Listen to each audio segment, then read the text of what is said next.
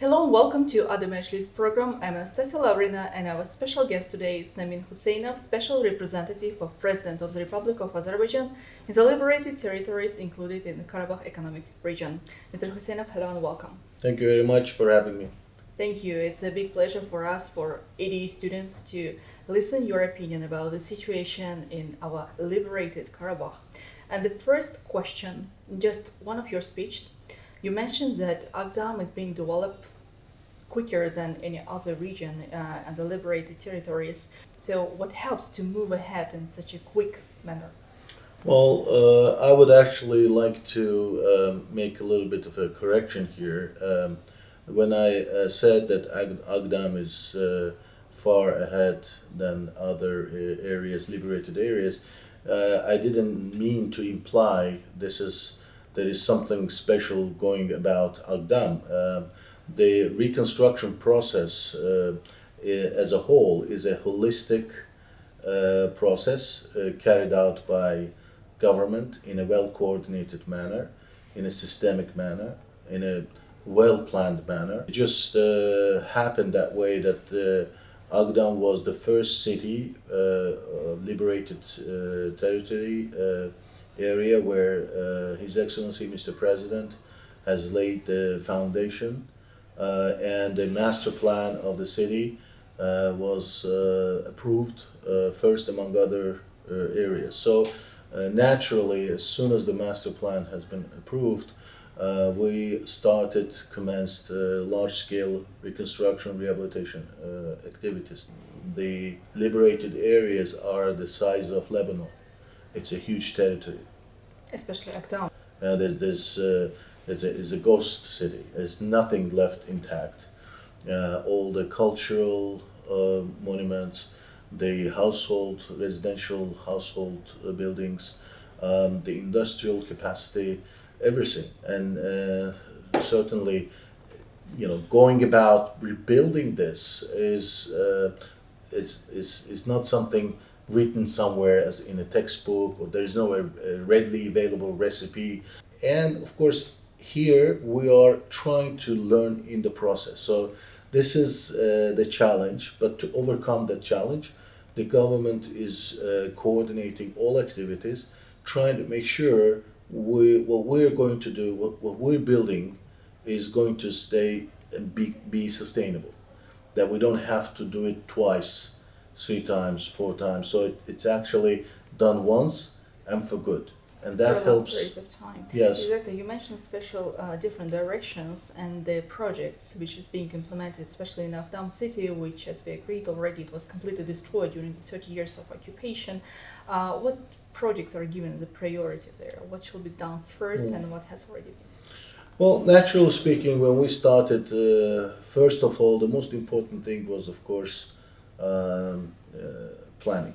The planning includes not just planning of urban and rural places, but planning of all activities. And naturally, number one priority is security and demining. As you know, the former front line, as we call it, was heavily polluted. It is still, and I think it's going to take decades for all this pollution, effects of this pollution to be fully eradicated. But this 5 kilometer wide former front line, which goes along about 200 kilometers long front line, it was so heavily polluted that it took us, for example, in Aghdam, it took us a year to lay the electricity to the city. So, it's been days and nights of very hard and tedious work of the miners who actually cleaned it up inch by inch. And I really here would like to thank all our miners who are working tirelessly, every day to actually make sure that we speed up the reconstruction process, that our citizens are enabled to return to their homes as fast as possible. You know, when we speak about the reconstruction, it's not only about the government. Definitely, the government invest and help as much as it can and even more. But we know that different entrepreneurs, companies, local and international, are also willing to participate in the recovery work and then Yes. after. So why Aghdam is so much interested for the investors and entrepreneurs? Yeah, I would like to come back to this question, but before I delve into that area, I want to uh, explain what the government needs to do for private sector to be willing to come. To inspire them. Yes, to motivate them, to enable them. You know, of course, in normal situations, we wouldn't deal with the mine issue. Now, assume that we have taken that issue off the table and the area has been demined, which I think now we can pretty much confidently say that certain corridors have been opened to the liberated areas, and we can actually work inside the liberated areas to reconstruct and rehabilitate the infrastructure. The second in line, of course, what government needs to do is to lay down the necessary basic infrastructure. What we're talking about here is, of course, highways, railways, electricity, water supply, gas supply, communication lines, and all of that, are necessary prerequisites of a meaningful social life in the liberated areas. So we need to have that basic infrastructure, and then once that is ensured, then we need to build social infrastructure and economic infrastructure. So government is a party which provides all the necessary enabling conditions, security, infrastructure, the various privileges, preferences, business climate, necessary regulatory framework. And then private sector in this kind of situation, of course, they would willingly come and invest, especially when it comes to the rehabilitation of Karabakh, which is so dear to every Azerbaijani.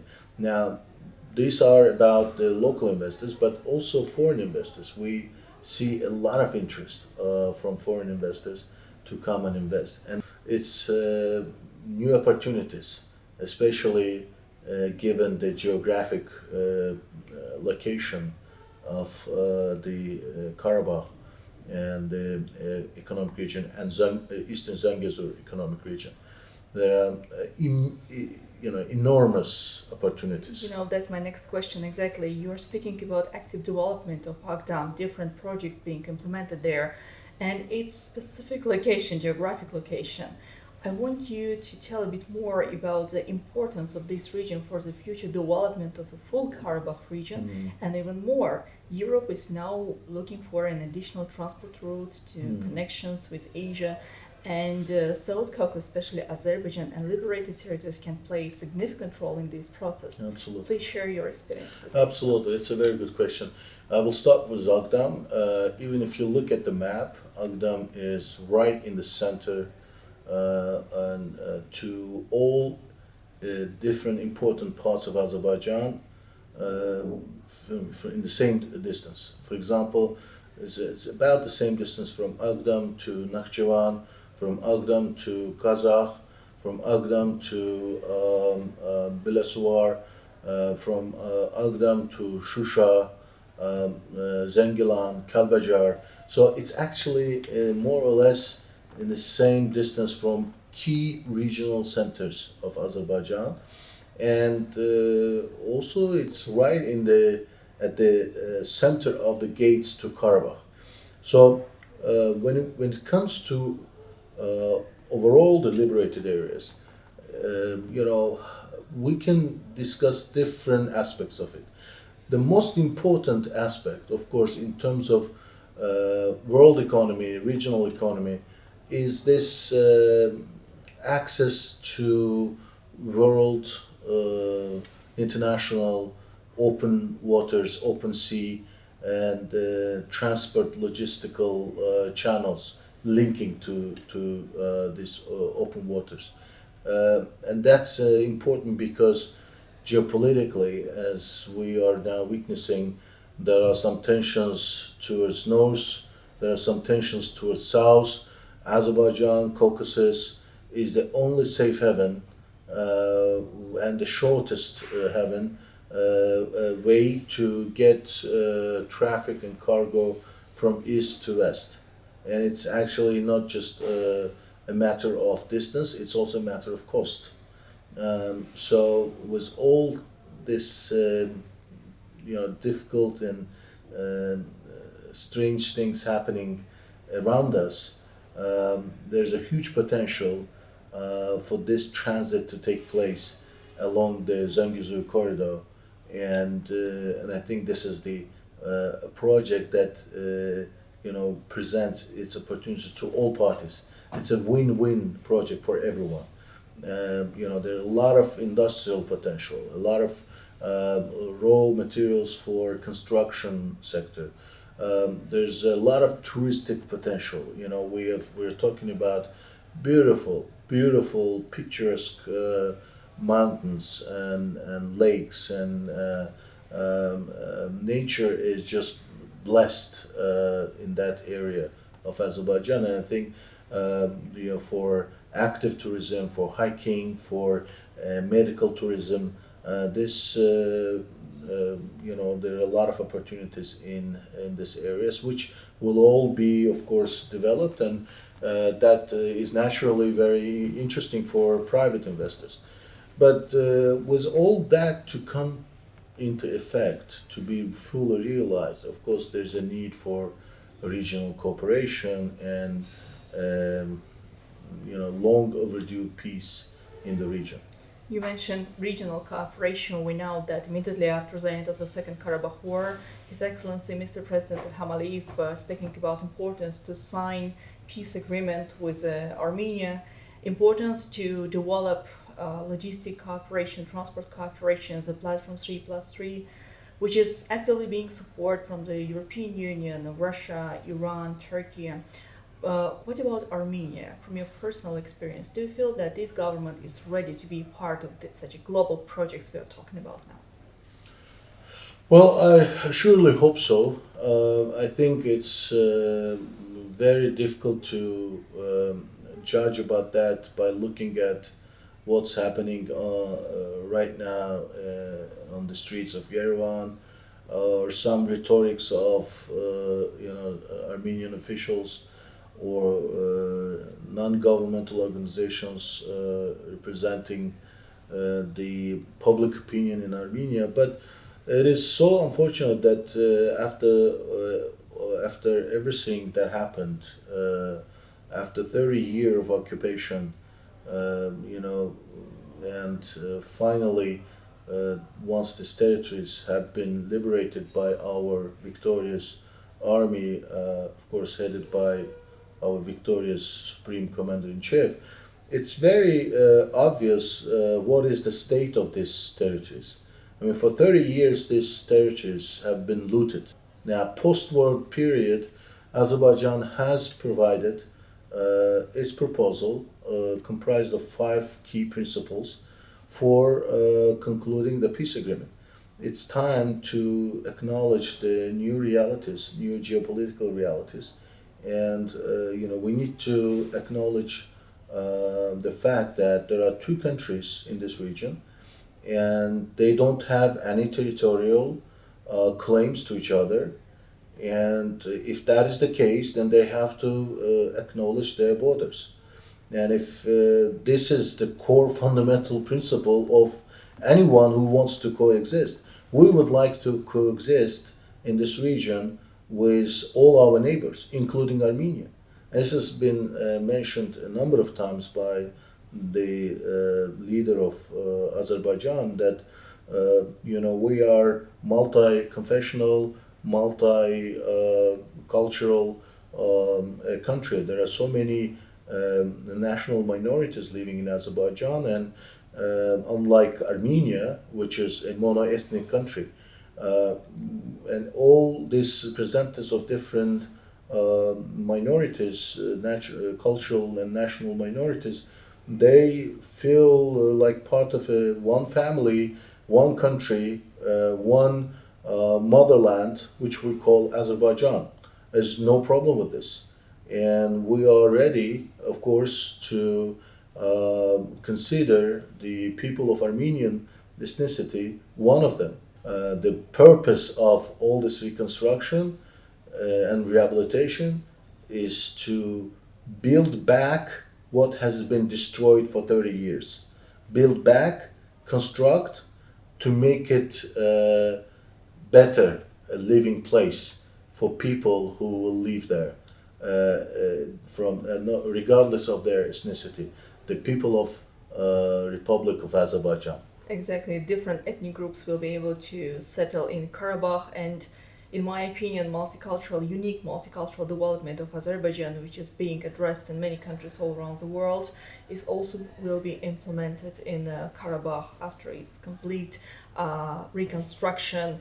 So you mentioned unique culture Aghdam had before, and many buildings which unfortunately were destroyed, but now the government doing its best to at least to recover as it was before, humanitarian cultural projects being implemented. And Shusha is a cultural capital of Azerbaijan, definitely a lot of events we observed last year.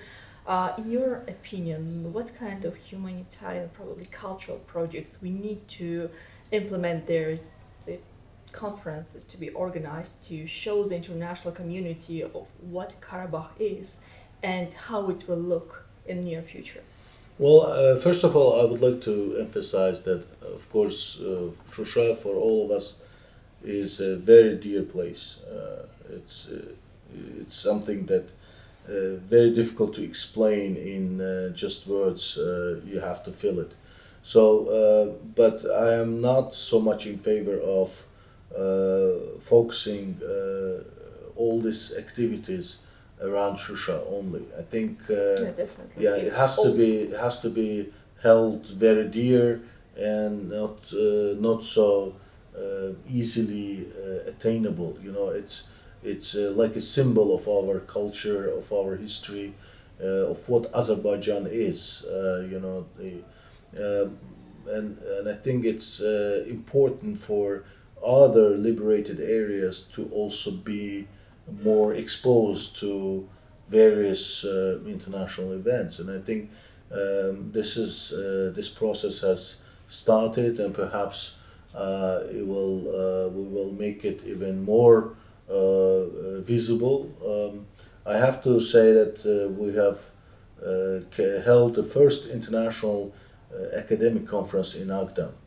It was last year. It was held in the city of Aghdam. With a lot of local and foreign academicians, scientists, scholars coming, and they discussed the impulses for development, for economic developments coming from Aghdam. It is indeed very important to mention that Aghdam is not just an industrial center or economic activity center, but it's also part of that overall culture, that we are talking about. For example, there were times that a lot of people who lived in Aghdam, they had some relatives in Shusha, and vice versa. So Shusha and Aghdam, they're somehow very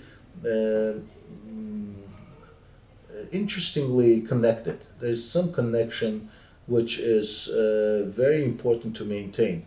And it's not coincidence that this famous Karabakh music festival first was held in Aghdam, in Abdal village of Aghdam, then in Shusha, and then in Aghdam again before occupation, and only after the liberation of Shusha and Aghdam, the fourth and fifth festivals were held in Shusha over the last 2 years. Maybe the next one will Maybe, hopefully, the next one could be in Aghdam. I'm hoping for that. But we will see. But apart from them, we've held a number of various interesting cultural and humanitarian events in Aghdam. We had the interesting event by the famous painters who came and painted in front of each cultural monument in Aghdam, and then they did an exhibition, which is something very dear to people of Aghdam and to all of us. We also held a Novruz holiday concert in Shahbular Castle. I think that was an interesting, very good event, very memorable. Going forward, we have very interesting plans. I think we're hoping that sometime in fall, already the preparations are underway. Sometime in fall, we're planning to hold a national urban forum in Aghdam, with the auspices of under the auspices of UN Habitat, which is going to host a lot of about 400, 500 guests from all over the world, where they will discuss the urban planning issues, how the cities are being built, so we can share our experience and we can learn from others. That's going to be very useful. So we construct, we rebuild, and we send the message of peace. We want to live and coexist together. And as our president said, we will make Karabakh a paradise, and we are driven by that motto day and night, tirelessly working towards that goal. Exactly. There is another statement which is very famous. Now all roads lead to Karabakh. Yes. And the international community you rightly mentioned are mentioning that Azerbaijani government doing its best to make Karabakh be developed to be a paradise and be appropriate for living of those who lived there before and others who would like to live in the future. And one more question I have. On 27th of May, His Excellency Mr. President was in Zangilan district in Ahali village, and he announced a big return for the people who were waiting for around 30 years at a specific moment. And Aghdam, do you know, probably you will open a small secret, when should we expect a big return to Aghdam? Yes, I wish I knew, but it's a very good question. It's not just a question; it's inspiration, I must say. Just the word return makes you feel emotionally very positive and inspired. But yes, that's true. Agali village is the first smart village, and the government of Azerbaijan carried out that project, knowing that this is something going to be, out of box, very creative, very interesting, special case, a model. Now, but we cannot expect possibly that all the other territories can and will be done in the same pace and the same manner. Of course, we need to just showcase that country, we as a country, as a team, we are capable of doing it, and here's the case. And it's very good that we are now already starting the Great Return Program, and it starts with Dengilan, Agalı Village. Next in line is the second smart village that is being now prepared as a project preparation, project design is being underway.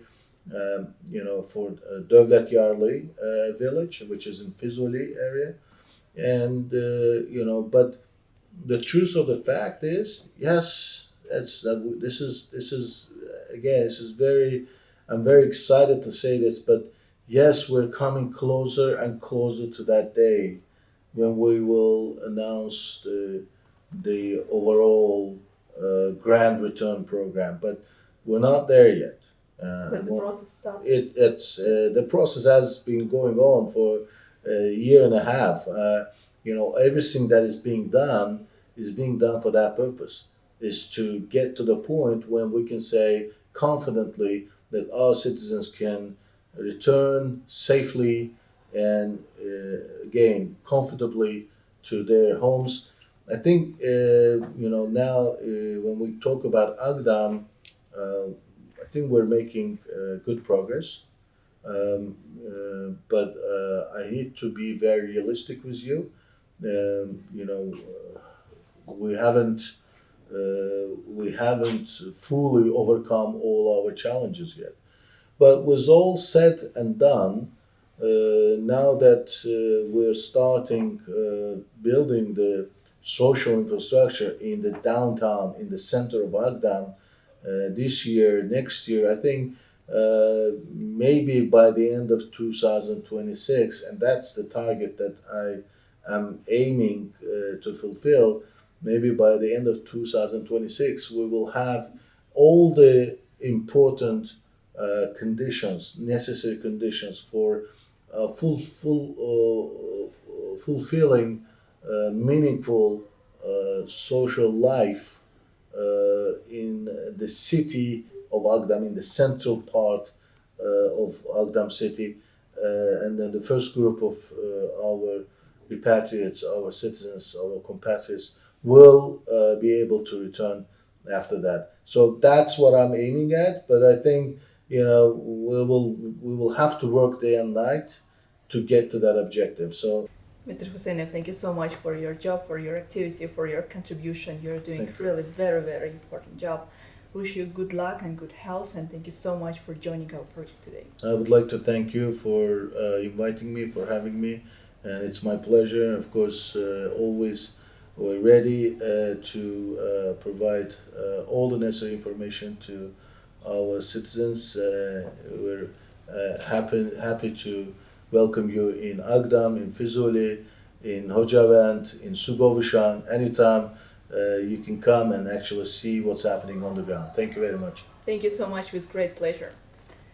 Just to remind you, watched ADA Majlis Media Project, our special program with our special guest, Emin Huseynov, Special Representative of President of the Republic of Azerbaijan in the liberated territories in Karabakh Economic Region. I'm Anastasia Lavrina. Stay with us and see you in the next edition.